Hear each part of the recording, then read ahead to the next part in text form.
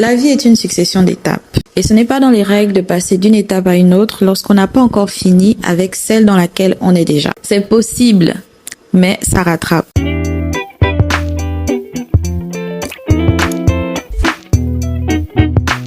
Bonjour la famille, ici Ange. Bienvenue sur ma chaîne où je poste tous les jeudis sur le développement personnel et relationnel des jeunes adultes. Merci beaucoup pour le soutien. Ça me donne de la force, On continue comme ça. N'oublie pas de liker et de commenter. C'est parti, on commence. Beaucoup de gens ne le savent pas, mais ce n'est pas le boulot de la personne que tu vas rencontrer de t'aider à te soigner des blessures que tu as récoltées depuis ton enfance. Les gens blessés blessent. Et ce n'est pas le but de Dieu, quand il rassemble deux personnes, que les deux se détruisent, mais qu'ils se construisent. Et quand je dis se construire là, je vais revenir dessus plus tard, il y a un détail important qu'il faut mentionner. Quand vous vous mettez ensemble, c'est pour entrer dans une autre dimension d'amour, de compassion et de compréhension. Bien sûr, le but n'est pas de ne plus avoir des faiblesses, c'est pas possible. Mais il faut construire l'intelligence émotionnelle nécessaire pour savoir reconnaître ses défauts et les travailler. Ou alors savoir quand demander de l'aide, quand on n'y arrive pas tout seul. Les choses que tu as vécues, c'est toi-même qui les as vécues. Et même si tu trouves quelqu'un qui est prêt à t'aider, il faut que toi-même tu décides en fait de guérir de ce que tu as vécu et que tu fasses les efforts nécessaires pour que cela arrive. Personne d'autre, à part le Saint-Esprit, ne sait exactement ce que tu as ressenti et les dégâts que ça a causé dans ton toi intérieur. Donc, n'hésite pas à demander l'aide de Dieu lorsque l'aide des hommes n'a pas été efficace. Donc, travaille, demandez l'aide des hommes, mais surtout, acceptez de puiser dans la source intarissable de l'aide de Dieu. Alors, je sais pas si c'est comme ça partout, mais chez moi, quand quelqu'un a mal quelque part, il a tendance à désigner son mal par la partie à laquelle il a mal.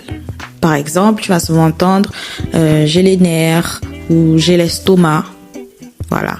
J'ai des nerfs pour dire que la personne a un problème de nerfs et j'ai de l'estomac pour dire que la personne a mal à l'estomac. Et j'ai l'impression que c'est un peu ce qui se passe avec le célibat. À chaque fois que quelque chose ne va pas bien, quand il y a un problème de mauvaise gestion ou même de malédiction, parce que oui, ça existe, on pense que le problème c'est le célibat, alors que non. Le célibat n'est pas un problème, c'est juste une étape dans la vie. Alors pourquoi on nous inflige ça? Célibat est censé être une classe de vie où on apprend à se définir, où on apprend à se connaître. On se définit en tant que personne à part entière dans la société avec Dieu et aussi envers nous-mêmes. Ce qu'on veut, ce qu'on ne veut pas, ce dont on a envie, ce qu'on peut supporter.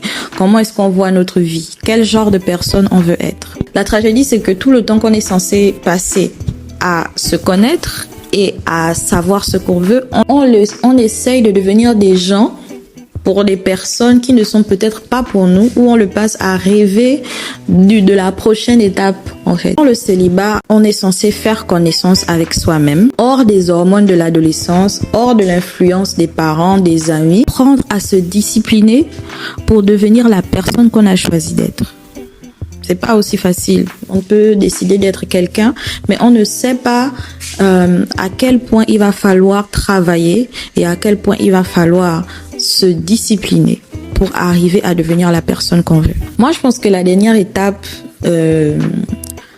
pour le célibat, quand tu sens que tu vas bientôt sortir du célibat, c'est quand tu es bien à l'intérieur du célibat, en fait. Il faut apprendre à faire connaissance avec soi et devenir assez aimable pour aimer passer du temps avec soi-même. Parce que beaucoup n'aiment pas passer du temps avec eux-mêmes parce que eux-mêmes, ils reconnaissent qu'ils ne sont pas aimables, en fait. Si vous savez que quelque chose ne va pas, ne restez pas comme ça. Travaillez sur vous-même. Cherchez les moyens de vous améliorer et de vous rapprocher de plus en plus de la personne que vous voulez être un jour ou que vous pouvez être maintenant.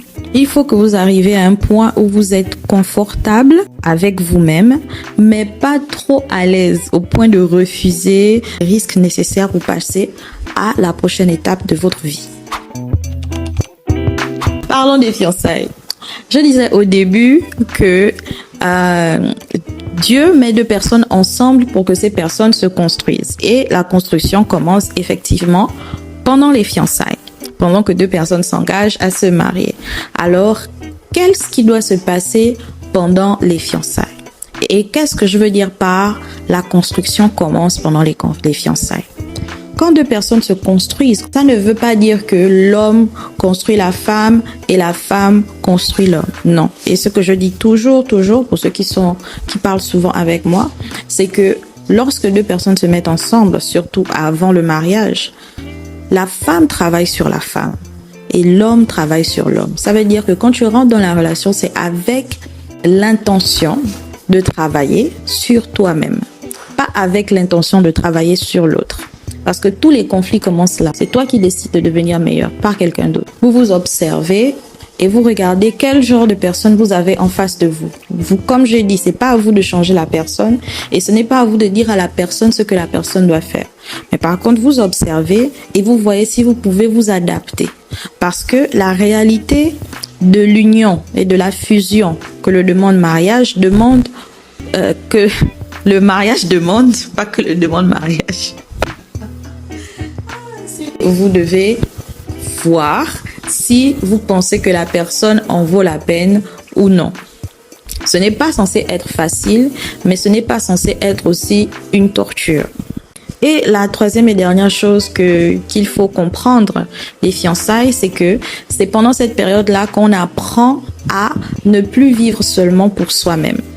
C'est-à-dire que quand on est célibataire, par exemple, tu peux faire tout ce que tu veux, comme tu veux, ne rendre de compte à personne et personne n'a rien à te dire. Mais quand tu commences à rentrer dans le processus de mariage, il va falloir prendre en compte les sentiments, les sensations, les états d'âme et les intérêts de quelqu'un d'autre. Donc, voilà ce que j'avais à dire aujourd'hui. Je vous dis à la prochaine. N'hésitez pas de liker, commenter et de partager. Et surtout, abonne-toi. Bye!